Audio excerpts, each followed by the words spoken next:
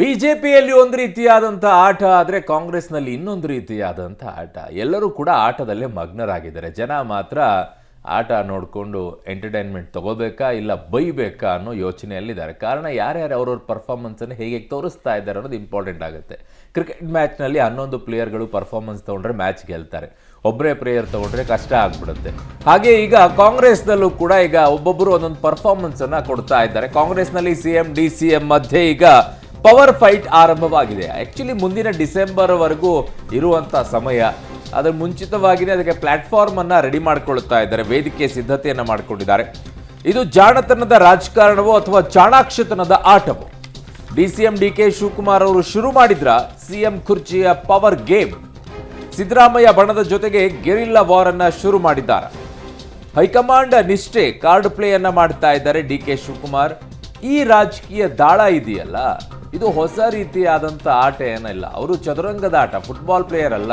ಅವ್ರು ಹೇಳ್ತಾರೆ I am not A football player, I am A chess player ಅಂತ ಹೇಳಿ. ಸೊ ಮಾರ್ಚ್ ಬಳಿಕವೇ CM ಕುರ್ಚಿ ಧರ್ಮ ಸಂಕಟ ಎದುರಾಗುತ್ತಾ, ಅಲ್ಲಿಯವರೆಗೂ ಕೂಡ ಈಗ ವೇದಿಕೆಯನ್ನ ಸಜ್ಜು ಮಾಡ್ತಾ ಇದ್ದಾರೆ. ಜೊತೆಗೆ ಯಾರ್ಯಾರು ಯಾವ್ಯಾವ ಪೊಸಿಷನ್ಗಳನ್ನು ತಗೊಳ್ಬೇಕು ಅನ್ನುವಂತಹ ನಿರ್ಧಾರ ಮಾಡ್ಕೊಂಡಂಗೆ ಕಾಣಿಸ್ತಾ ಇದೆ. ಸಿದ್ದರಾಮಯ್ಯನವರ ಬಣ ಯಾವುದು, DK ಶಿವಕುಮಾರ್ ಅವರ ಬಣ ಯಾವುದು, ಇಬ್ಬರದು ಬಣ ಬೇಡ, ನಮ್ಮದೇ ಒಂದು ಬಣ ಇರಲಿ ಅಂತೇಳಿ ಇನ್ನೊಂದು ಟೀಮ್ ಕೂಡ ಕಾಂಗ್ರೆಸ್ನಲ್ಲಿ ಇದೆ. ಒಟ್ಟು 3 ಬಣಗಳು ಕಾಣಿಸಿಕೊಳ್ತಾ ಇದೆ. ಅದರ ಮಧ್ಯದಲ್ಲಿ ನಾವು ಒಂದು ಇರಲಿ ಅಂತೇಳಿ CM ಕುರ್ಚಿಗೆ ಕರ್ಚೀಫನ್ನು, ಟವೆಲನ್ನು, ತಮಗೆ ಬೇಕಾಗಿರುವಂಥ ಬೆಡ್ಶೀಟನ್ನು ಒಟ್ಟು ಹಾಕೊಂಡು ಕೂತ್ಕೊಂಡಿದ್ದಾರೆ.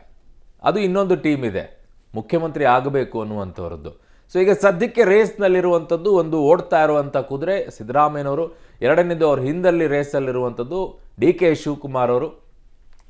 ಸೊ ಅಲ್ಲಿಗೆ ಏನಾಗುತ್ತೆ ಅನ್ನೋದನ್ನ ನೋಡಬೇಕು.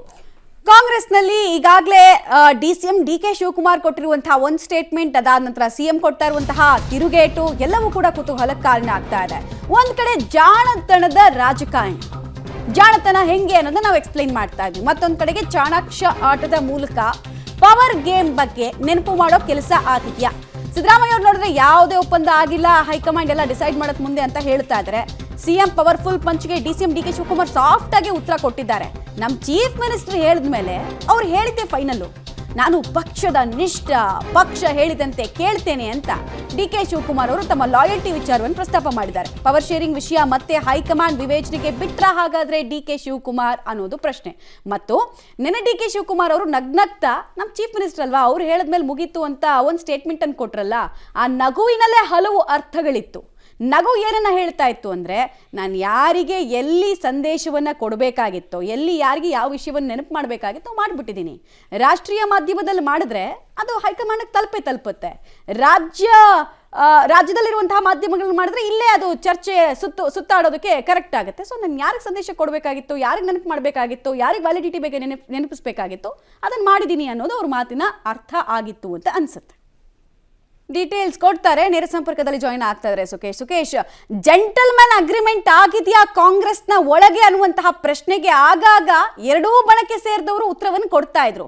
DCM DK ಶಿವಕುಮಾರ್ ಅವರು ಇಂಟರ್ವ್ಯೂನಲ್ಲಿ ಮಾತಾಡಿ ಬಂದ್ಮೇಲೆ ತುಂಬಾ ಸಾಫ್ಟ್ ಆಗಿ ನಗ್ನಗ್ತಾ ಹೇಳ್ತಾರೆ, ನಗುವಿನ ಹಿಂದೆ ತುಂಬಾ ಅರ್ಥಗಳಿದಾವೆ ಅಂತ. ಯಾರಿಗೆ ಯಾವ ನಿಶಾನೆಯನ್ನ ಇಟ್ಟು ಏನು ಹೇಳಬೇಕಾಗಿತ್ತು, ಏನು ನೆನಪಿಸ್ಬೇಕಾಗಿತ್ತು ನೆನಪಿಸಿದ್ದೀನಿ, ಮುಂದೆ ಅದು ಹೈಕಮಾಂಡ್ ಬಿಟ್ಟಿದ್ದು ಅಂತ ಅಂಗಳದಲ್ಲಿ ಚೆಂಡು ಹಾಕೋ ಕೆಲಸವನ್ನು ಯಶಸ್ವಿಯಾಗಿ ಮಾಡಿದ್ದೀನಿ ಅನ್ನುವಂತಹ ನಗುನ ಅದು.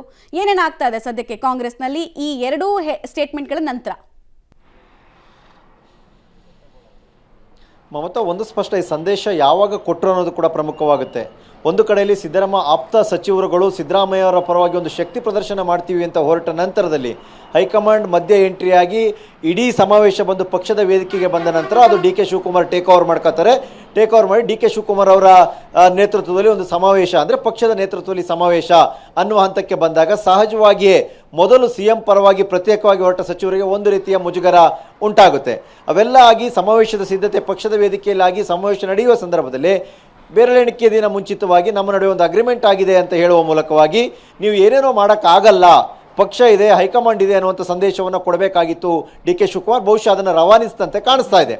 ಆದರೆ ತದನಂತರದಲ್ಲಿ ಅವರ ಸಂದೇಶವನ್ನು ಎಲ್ಲಿಗೆ ಕೊಡಬೇಕು, ಯಾವ ಮಟ್ಟದಲ್ಲಿ ಕೊಡಬೇಕು ಅನ್ನುವ ಪೂರ್ವಸಿದ್ಧತೆಯೊಂದಿಗೆ ಕೊಟ್ಟಂತೆ ಕಾಣಿಸ್ತಾ ಇದೆ. ಆಗ ಅವೆಲ್ಲದಕ್ಕೆ ಪ್ರತಿಕ್ರಿಯೆ ಅನ್ನೋ ರೀತಿಯಲ್ಲಿ ನಿನ್ನೆ ಮುಖ್ಯಮಂತ್ರಿಗಳು ಮಾತಾಡಿದರೆ, ಅಂಥ ಅಗ್ರಿಮೆಂಟ್ ಏನು ಆಗಿಲ್ಲ ನಮ್ಮ ಮಧ್ಯೆ, ಹೈಕಮಾಂಡ್ ತೀರ್ಮಾನ ಮಾಡುತ್ತೆ ಅನ್ನೋದಕ್ಕೆ ಅಷ್ಟೇ ಸಾಫ್ಟ್ ಆದ ನಗುವಿನ ಪ್ರತಿಕ್ರಿಯೆ. ಮತ್ತು ನಮ್ಮ CM ಹೇಳಿದ್ಮೇಲೆ ಮುಗೀತು, ಅದೇ ಫೈನಲ್ ಅಲ್ವಾ ಅನ್ನುವ ಪ್ರತಿಕ್ರಿಯೆ ಮತ್ತು ನಗುವಿನ ಹಿಂದೆ ನಾನಾ ಅರ್ಥ ಇದ್ದಂತೆ ಕಾಣಿಸ್ತಾ ಇದೆ. ಆದರೆ ಏನಾಗಿದೆ ನಿಜವಾಗ್ಲೂ ಅನ್ನೋದು CM ಮತ್ತು DCM ಅನ್ನು ಹೊರತುಪಡಿಸಿದರೆ ಬೇರೆ ಯಾರಿಗೂ ಸ್ಪಷ್ಟವಾಗಿ ಗೊತ್ತಿಲ್ಲ, ಯಾರೂ ಅದಕ್ಕೆ ಪ್ರತ್ಯಕ್ಷ ಸಾಕ್ಷಿಗಳಲ್ಲ. ಹಾಗಾಗಿ ಪವರ್ ಶೇರಿಂಗ್ 2.5 ಅನ್ನೋದು ಇದ್ದಿದ್ದೇ ಹೌದಾದರೆ ಅದಕ್ಕೂ ಕೂಡ ಇನ್ನು ಸಮಯಾವಕಾಶ ಇದೆ, ಮುಂದಿನ ನವೆಂಬರ್ನವರೆಗೆ. ಹಾಗಾಗಿ ಅಂದರೆ ಇನ್ನೂ ಸುಮಾರು 11 ತಿಂಗಳಿನ ಸಮಯಾವಕಾಶದ ನಂತರದಲ್ಲಿ ಆಗುವಂಥದ್ದೆಲ್ಲ.